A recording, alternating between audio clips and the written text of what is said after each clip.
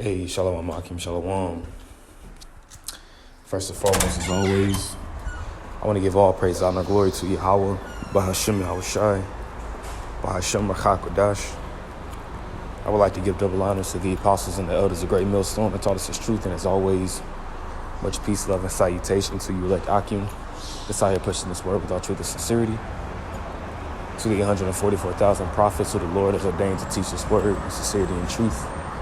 To you all I say shalom, as well as to the large multitude which believe upon the testimony of the 144,000, who the Lord will have mercy on as well in these last days. To you all I say shalom as well.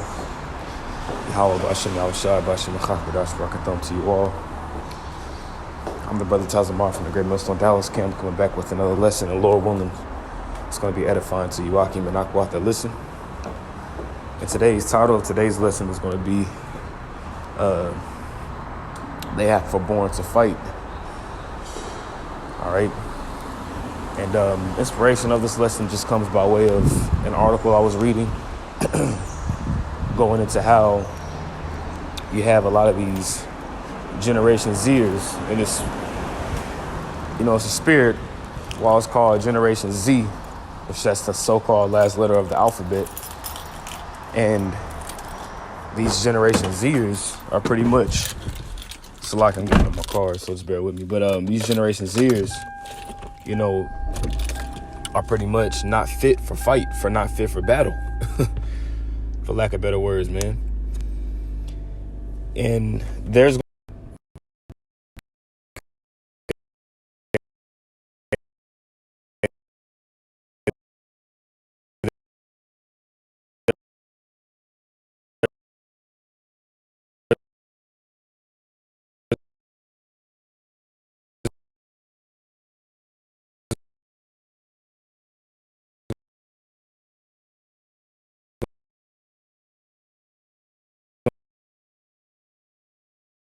be another military draft that's going to take place. All right. And with that all being said, these people are not fit for battle. All right, you got people that are playing Call of Duty all damn day, thinking that they doing something with their life, thinking that they can go to a real war and, thinking that they can go to a real war and just because they can get, 55 kills and die once or die 0 times and get a UAV, you know what I'm saying? Whatever the case may be, it's a lot different in the real world. Okay? And this article's proving that. This article's proving it because there will be another military draft. Okay? And in this draft, you're not going to have the cream of the crop and true manly men going to fight on the front lines and the women being at home. These women going to get drafted into the military too. All right, a lot of these women who are out here prancing around, like it tells you in Isaiah the 3rd chapter, a lot of these so-called independent, don't need a man, and I can do bad all by myself, Miss Independent. All right, yeah, but your Miss Independent ass gonna get drafted into the military too, and get your ass destroyed out there in the Middle East, man, because you could see all hell getting ready to break loose very soon, man. So without further ado, what I want to do is read this article and get a couple precepts, and Lord willing to set it fine. So this says here, this is from RT News. It says U.S. Army targets Generation Z with new animated commercials as obesity. Other disqualifiers shrink its pool of prospects. So you got a lot of people who are fat as hell, man. Not working out. And you can thank the diet that people consist of and eat on a daily basis. All right, the diet that everybody consists of is completely horrible, man. So you got to imagine somebody being, 275, and it's crazy. I see a big ass woman walking right down the side of my apartment complex. That's what I'm saying, man. It says other disqualifiers shrink its pool of prospects. All right. It says the U.S. Army, the U.S. Army is trying to reach Generation Z through a new animated recruiting campaign, emphasizing that you don't have to be quote unquote superhuman to join, but only a small subset of its target audience is fit enough to qualify. Only a small amount of individuals are fit to qualify for the military because everybody else is out of shape, That's why the United States military is going to be completely annihilated in this next World War, according to prophecy, which we're going to get. The new social media marketing campaign, the calling, right, aims to pique, or that word pique means to irritate, right? Aims to pique the interest of young people who might not have considered themselves obvious candidates for the army service. Young people see the army as a distant star, a place that requires nearly superhuman level of discipline and excellence, and they do not see necessarily how that sort of perspective or myth, what that has to do with their interest, abilities, and goals are. Major General Alex Fink told Bloomberg in an article published on Monday. The campaign features videos profiling 5 young troops, their motivations for joining the army, and the misconceptions and other struggles they overcame to reach their goals. For instance, Emma said she was a spoiled kid, raised by 2 mothers. There it is. You raised by 2 moms. You know what I'm saying? That goes to show the confusion that Babylon has to offer. You got a little girl wanting to go into the military, raised by 2 mothers. What kind of nonsense is that? These different nations is looking at America, that this place is right for the picking, man, because you got individuals going into the military like that, growing up with no kind of father figure, no kind of masculinity in the house, but 2 mothers. I'm a strong, independent army, strong woman with 2 moms. Get your ass out of here, man. But she found the meaningful challenge she was lacking when she answered her calling to join the army. So let's go ahead and look at this video real quick.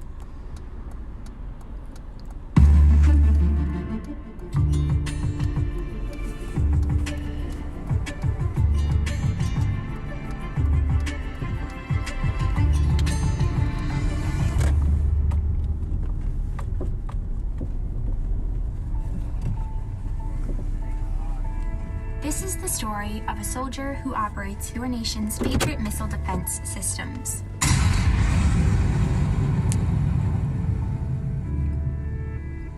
It begins in California with a little girl raised by 2 moms. Now, mind you, this is the campaign video for the military, right?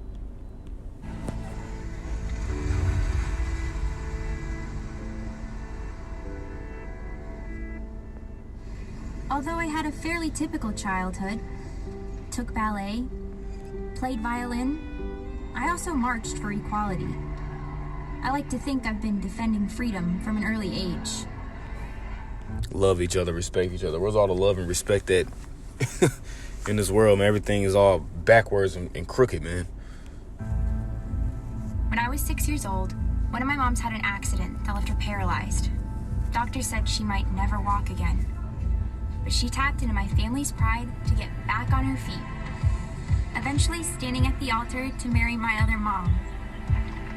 With such powerful role models, I mean, that's, I'm gonna just get to the scriptures, man, because this just further proves the backwardness of this place and how the Babylon is going to be completely destroyed, man. And then Babylon is talking about America. All right, this is the book of Jeremiah 51 and 30. I'm going to go through these kind of quickly because I'm on a time crunch. It says, the mighty men, it says, because this is going into World War III when Gog and Magog, as well as his allies, shoot missiles on this place. It says, the mighty men of Babylon have forborne to fight, right? They have remained in their holds, and remaining in their holds goes into remaining behind their walls, remaining behind their so-called defense systems, right? It says their might hath failed. They have burned her dwelling. They have burned her dwelling places. Her bars are broken. Her defenses are broken. Right. It says, the point is that the mighty men have forborne to fight, man, and that's why they're trying to recruit everybody and anybody that they can for this next World War, because nobody wants to join the military, man.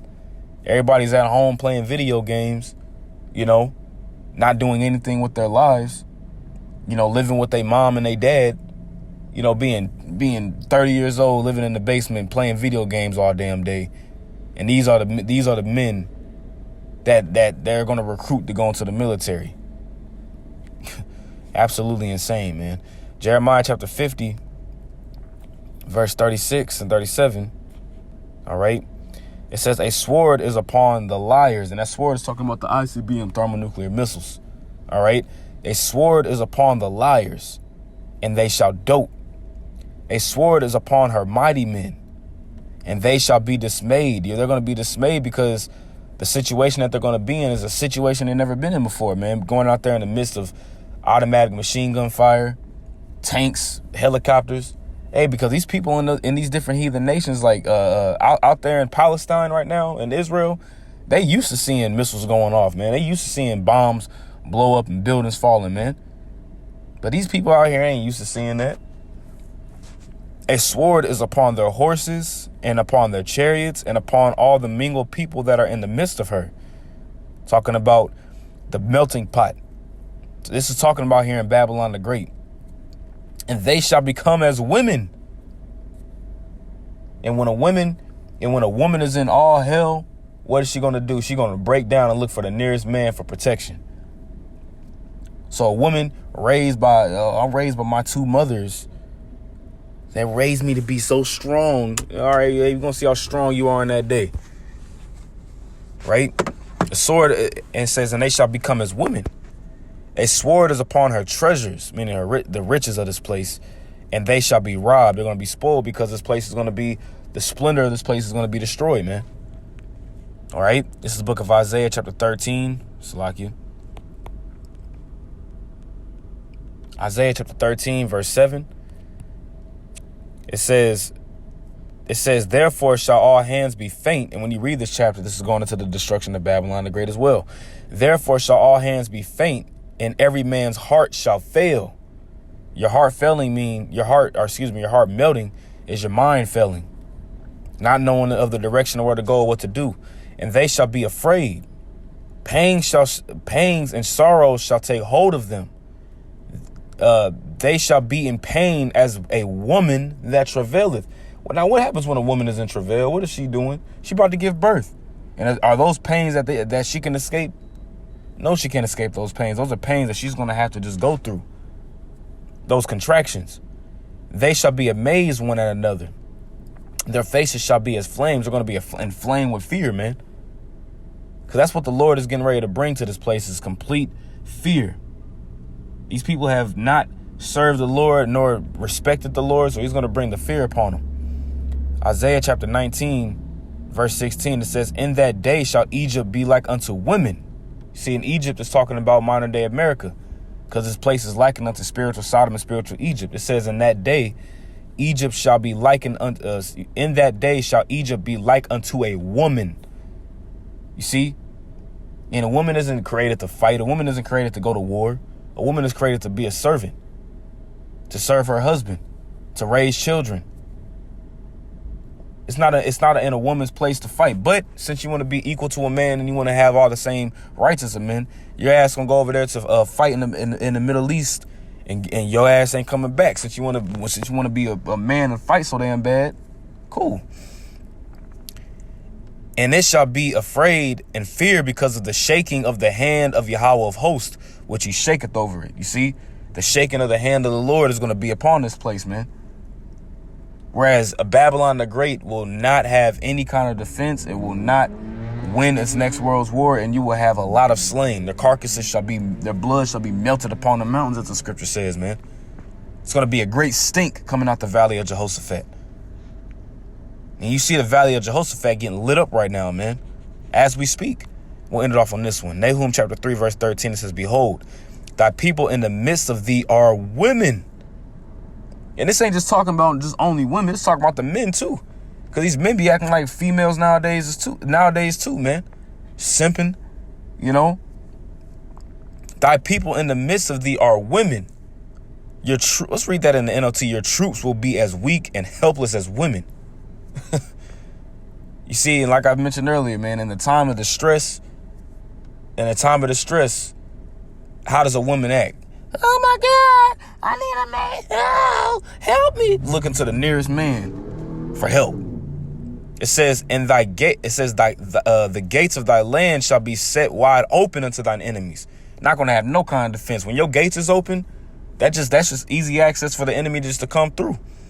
The fire shall devour thy bars. You see, the fire of these thermonuclear missiles is gonna devour your so-called defense systems, man. And this is what the Lord is bringing, man. This is exactly what Yahweh Ba'Shem Yahushua bringing, man. And call hello, Yahweh Ba'Shem Yahushua, man. This place is done. Babylon the Great is destroyed, man. Call hello, Yahweh Ba'Shem Yahushua, Ba'Shem Makakadash, double honors to the apostles and elders, the great millstone, and much peace, love, and salutations to the elect. Shalom.